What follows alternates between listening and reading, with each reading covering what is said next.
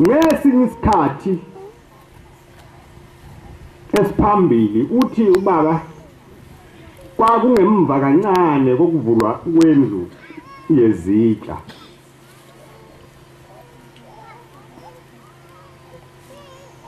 uthi wamelwa isibonakaliso uthi ngaleli langa wazibona ephuma phakathi kwabantu kuyinkonzo njengoba kuyinkonzo nje ephuma eparadise kuphakameni embethe njengoba ngembethe uthi wehla waya ngasesibayeni lapha ngakwalindeni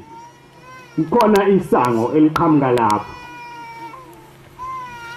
uthi wathi mayefika ngakuleli sango wafunyanisa umuntu lo muntu wehlezi lapha phansi egcwele umlotha egcwele inhlabathi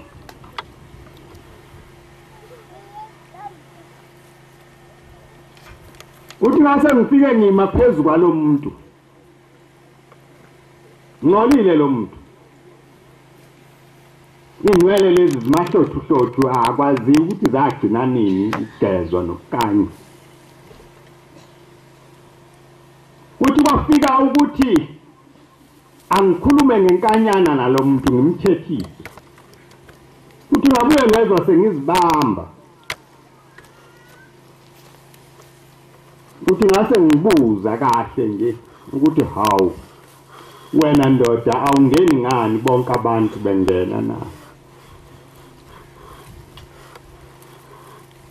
uthi wayesephendula lo muntu ubheke phansi ikhanda lakhe ulibhekise phansi wayesethi awu baba Nkosi ngiyathanda nami ukungena kulo mzi wakho kodwa abantu bangivimbele uthi ngiqale lapha esangweni lamadoda ngasekama ngathi abangikhulekele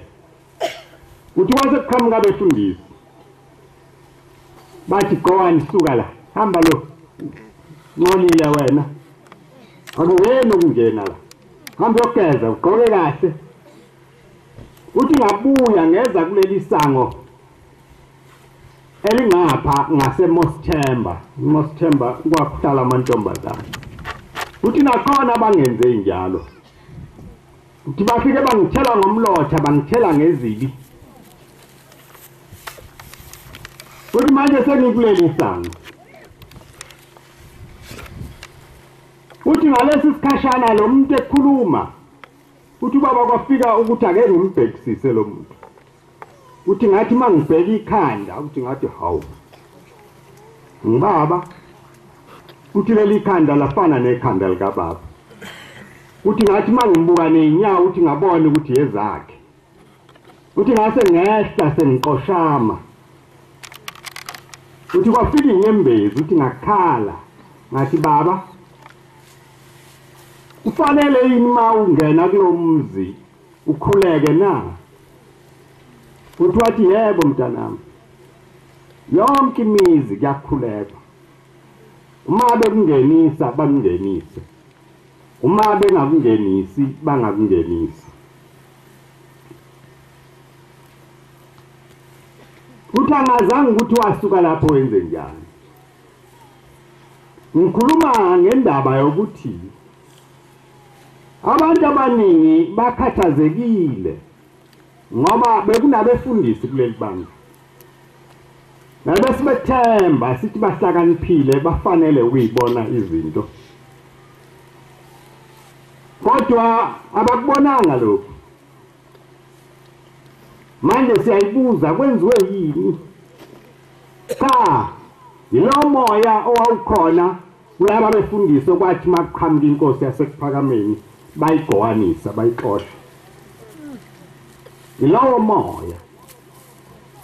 umoya wokuphakama umoya wokuzidla umoya wokuthi kube nezinto ezinkulu nezincane phambi kwakho. Uthi-ke uKristu mabe mbuza ukuthi hawu Nkosi, sawukwenza njani ukuze nala siyakhona sibe bakhulu na? Uthi hawu kulula, gezani laba bantu inyawo. Akukho kunye, yona ndlela elula le.